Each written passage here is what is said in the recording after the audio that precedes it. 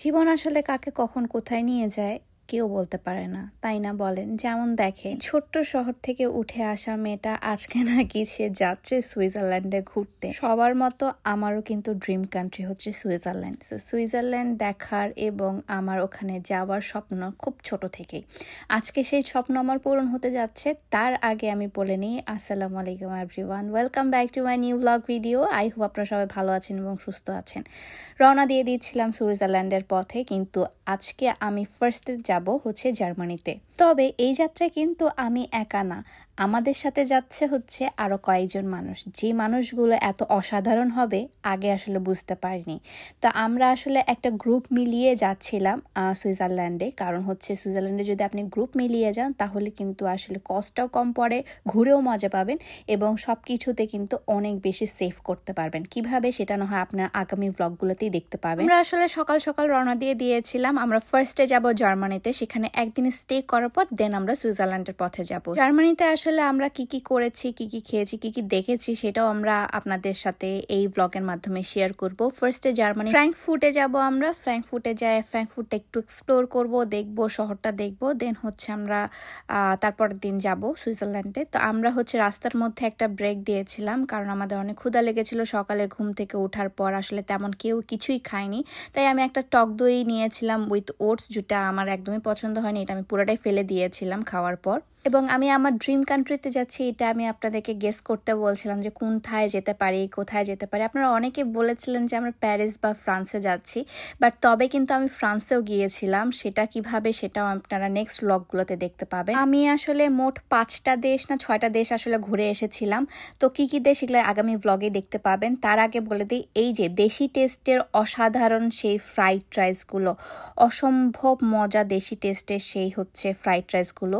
মানে হচ্ছে আপনাদের নেদারল্যান্ডের মধ্যে যদি কেউ দেশি খাবার খেতে চান, মানে নেদারল্যান্ডের যে কোনো প্রান্তে যদি আপনারা দেশি খাবার খেতে চান, মানে হচ্ছে বাংলাদেশি খাবার খেতে চান, তাহলে কিন্তু টেস্ট এই পেজটা থেকে অর্ডার করতে পারবেন। তারা অথেন্টিক বাংলাদেশি খাবার সেল করে থাকে এবং এটার কোয়ালিটির ব্যাপারে যদি বলি একদম A1। আমি রেগুলার তাদের ক্লায়েন্ট, বাট সত্যি কথা বলতে এখন ক্লায়েন্ট না, এখন ফ্যামিলি হয়ে গিয়েছি আমরা।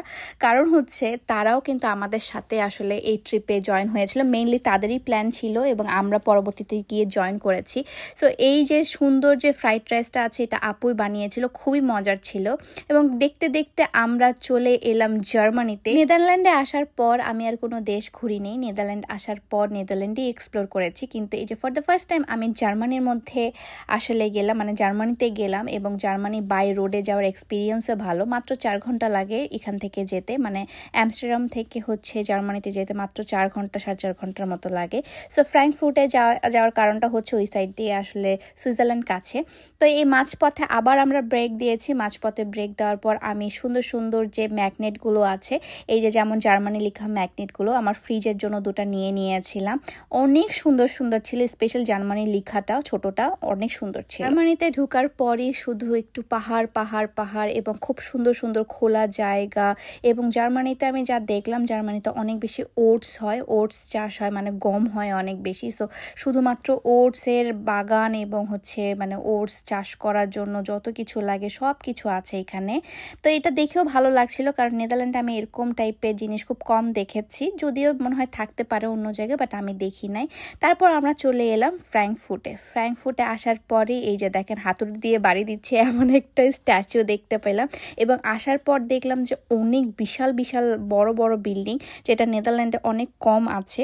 অনেক বড় বড় বিল্ডিং এখানে আছে এবং মনে হচ্ছিল যে দুবাই চলে আসলাম আমরা। একদিনের জন্য আমরা একটা হোটেল নিয়েছিলাম, হোটেলে চেকিং করা ডান হয়ে গিয়েছে। সবাই সবার লাগেজ নিয়ে আমরা এখন কোথায় যাব, কি করব না করব সেটার প্ল্যানিং করছিলাম। সবাইকে একটু বললাম যে একটু হ্যালো দাও আমার ব্লগের মধ্যে। এবং ভাইয়া খুবই রসিক একজন মানুষ, খুবই ভালো মনের একজন মানুষ, আপুও সেম। দুইজনই মনে হচ্ছিল যে আমরা কতদিন ধরে আমি তাদেরকে চিনি, বাট ট্রাস্ট মি তাদের সাথে আমার পরিচয় খুবই অল্প সময়ের। তারপর আমি হোটেলে এসে ফ্রেশ হয়ে ড্রেস চেঞ্জ করে আর একটু বের হয়ে যাচ্ছি একটু ফ্র্যাঙ্কফুর্টটা ঘুরতে, মানে জার্মানিটা একটু ঘুরতে। ফুল জার্মানি আসলে কভার করা আমার পক্ষে পসিবল না, কারণ জার্মান অনেক বড়। সো আমি যেখানে আছি সেখানে একটু ঘোরাফেরা করতে বের হয়ে গিয়েছিলাম। খুব সুন্দর একটা ইয়েলো কালারের ড্রেস পরেছিলাম, কারণ জার্মানির কালার হচ্ছে ইয়েলো, রেড এবং ব্ল্যাক। সো ইয়েলো, রেড এবং ব্ল্যাক কনসেপ্টই আসলে আমি রেখেছিলাম এই ট্যুরের জন্য। আমি বিভিন্ন ফ্ল্যাগের সাথে মিশায় মিশায় আসলে ড্রেসগুলো চেঞ্জও করেছিলাম।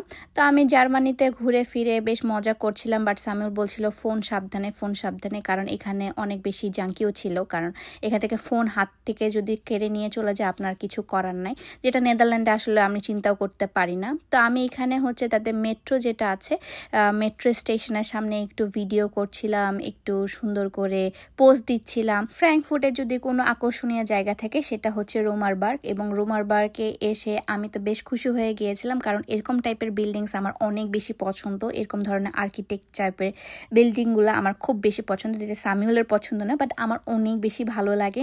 এবং এখানে এসে এরকম টাইপের মানে বিল্ডিং দেখে আমি তো খুবই খুশি হয়ে গিয়েছি। দেন হচ্ছে আমি বলছিলাম যে কোন সাইডটা আমার বেশি পছন্দ। অলরেডি হয়তো বা আপনারা আমার রিলসে দেখে ফেলেছেন, সো রিলসে দেখার কারণে আপনারা হয়তো বা বুঝতে পেরেছেন যে এটা জার্মানিতেই।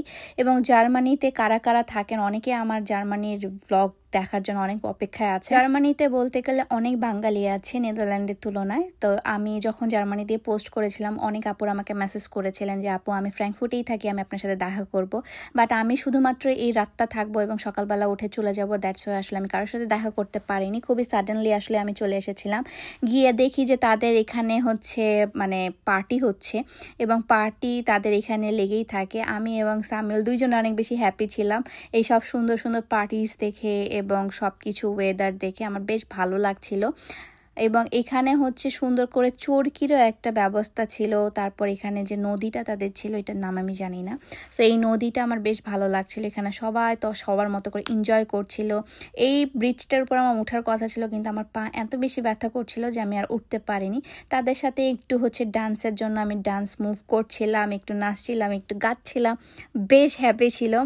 কারণ হচ্ছে আমি আমার ড্রিম কান্ট্রিগুলোতে যাব, এবং আমি জার্মানিতেও ফার্স্ট টাইম এসেছি, সেজন্য আরও বেশি ভালো লাগছে। আর সবচেয়ে বেশি ভালো লাগছিল এখানে কেউ আমাকে জানে না, সামুয়েলকেও কেউ চেনে না, আমাকেও কেউ চেনে না, তাই আমরা দুইজনই অনেক বেশি এনজয় করছিলাম, কারণ এখানে সবাই এনজয় করছিল এবং সবাই পার্টি করছিল। আমরা দুইজনও একটু নাচানাচি করছিলাম, ভালো লাগছিল দেখতে। দেন ডিনার করার জন্য আমরা একটা ইন্ডিয়ান রেস্টুরেন্টে আসি। এখানে হচ্ছে বুফে সিস্টেম ছিল, লাস্টের দিকে আসার কারণে বুফেটা খুব কম ছিল। তো বুফে টুফে খাওয়ার পর আবার আমরা হোটেলে ব্যাক করি, এবং হোটেলে ব্যাক করার পর তো এই যে আমি একটু পোস্ট নিচ্ছিলাম আপনাদের সামনে। পরের দিন সুইজারল্যান্ডে যাওয়ার জন্য আমরা রওনা দিয়ে দিই, এবং সুইজারল্যান্ডে আমি ফার্স্টে কোথায় গেলাম সেটা হয়তো বা বুঝতে পেরেছেন। সো ওটার জন্য ডিটেলস ব্লগ দেখতে হবে নেক্সট ব্লগ ভিডিওতে।